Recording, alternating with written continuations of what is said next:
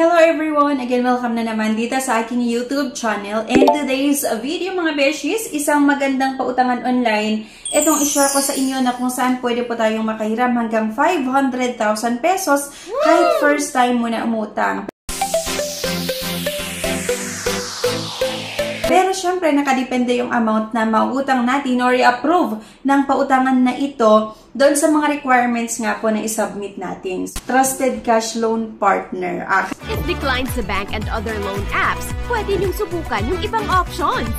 See the links sa description at sa comment section below. Click the link and apply. Disclaimer, try or apply at your own risk.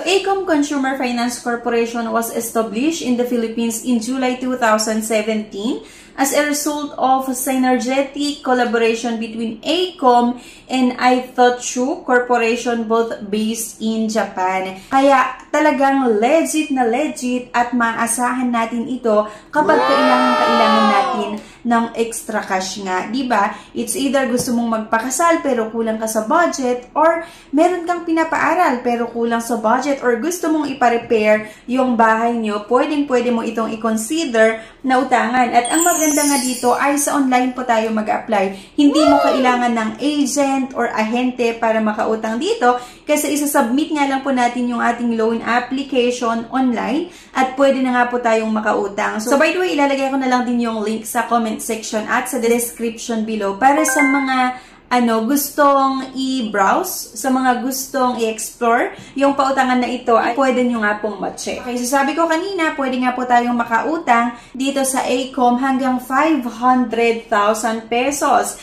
Pero syempre, paano? Diba? Ano nga ba yung mga requirements? Ano yung process para makahiram tayo dito? Para nga tayo ay makautang, meron po itong qualifications na dapat po Filipino citizen ranging from 21 to 65 years old. Working tenure of at least 3 months. Diba? So, ang maganda dito mga beshies, kahit 3 months pa lang yung working tenure natin, pwede nga tayong makautang. Kung i-compare kasi natin ito sa mga bank loan or sa mga previous na na-discuss ko, ay dapat po yung working tenure ay at least 6 months or dapat po permanente ka sa present employer mo or at least 1 year yung mga iba pa. Pero dito nga po sa ACOM, diba, kahit 3 months lang yung working tenure, pwede nga pong makahiram. And at least 10,000 net pay or above. So mababa din po yung qualifications nila pagdating nga po sa sahod. Has an existing company landline, phone, and personal mobile,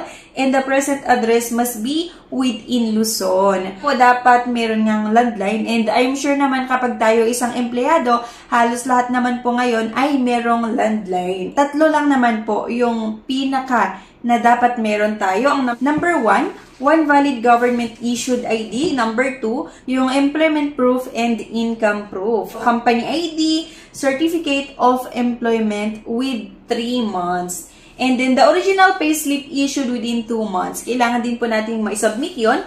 Must reflect the 1st and 16th of the cut-off. At ang isa pa ay any document or ID within NSSS. So, ito na nga yung step or loan process para makahiram nga tayo dito sa ACOM. Ang number 1, na syempre, sabi ko nga kanina, kailangan natin i-prepare nga po yung requirements. Kasi lahat naman talaga ng mga utangan natin or yung mga nagpapautang ay merong kanya-kanyang requirements na hinihingi. Number 2, mag-apply nga lang po tayo online. So, yung link nga po ay makikita nyo sa comment section at sa description below. Provide the required information and upload the required IDs and documents. So, yun yung maganda kasi i-upload lang natin yung requirements online. At number 3, get your cash. Okay? So, yung cash din mga beshies, halimbawa na-aprobahan ng ating loan application, pwede nyo nga pong matanggap yung loan proceeds sa GCash, sa Maya, at pwede rin po sa LBC, bank transfer via Dragon Pay. So, I'm sure halos lahat ngayon ay merong GCash or merong Maya account.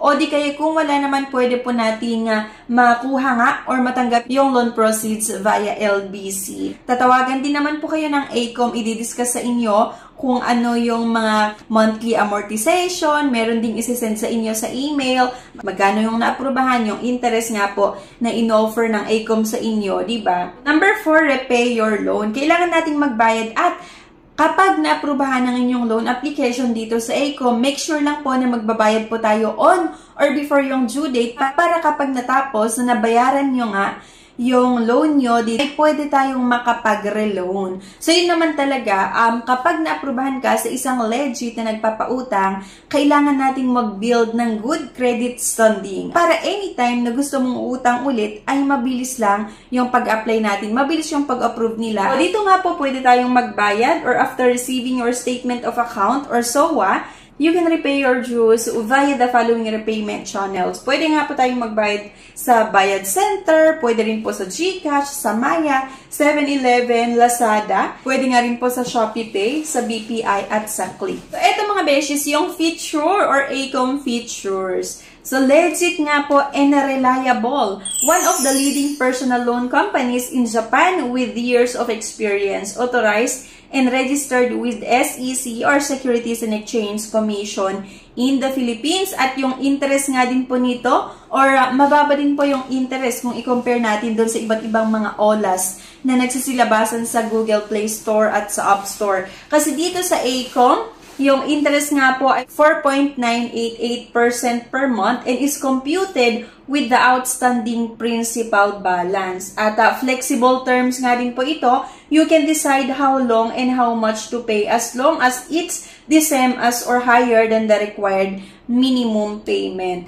At ang isa sa mga nagustuhan ko dito mga beshes sa diminishing interest amount. Ibig sabihin, interest amount decreases depending on the principal balance. The lower the principal, the lower the interest amount. Similar to a credit card. At syempre, wala din po itong co-maker at wala din collateral. One-time processing fee lang din po ito mga beshes ko ha. No more fees for repeat borrowers. And syempre, easy add-on loan availment. Just add loan if you haven't maxed your available credit limit. No more requirements. Same contract, no need to reapply, similar to a credit card. Increasing credit limit. Since the product is revolving, we can monitor good payment behavior and increase the credit limit depending on the evaluation. Napakaganda lang talaga itong ino-offer nga ng ACOM na klaseng loan. Kaya kung interested kayo, may link nga po na makikita nyo sa comment section at sa description below nga. Pwede nyo i-click yung link na yan para ma-i-explore nyo itong loan na ito. At kung interested ka na umutang, meron naman pong nakalagay na apply now. I-click mo lang yon para masagutan yung mga basic information. At syempre, dito nga rin po tayo mag-a-upload ng mga requirements. Once nasagutan mo lahat at na-submit mo nga yung loan application mo, mag-aantay ka na lang po ng ilang oras sa pagpaprocess nga nito ng ating loan application. Kung bago ka lang dito sa aking YouTube channel, ay mag-subscribe ka na nga po para makasali ka sa ating monthly pa cellphone giveaways na ini-announce ko po every 25th of the month. Congratulations po sa winner natin last May. Anyway guys, thank you for watching. Sana may nakuha kayo na idea sa video na ito. Please don't forget to click the subscribe button and i-like na din yung video at huwag niyong kalimutan na i-share. Thank you at see you on my next vlog. Bye-bye!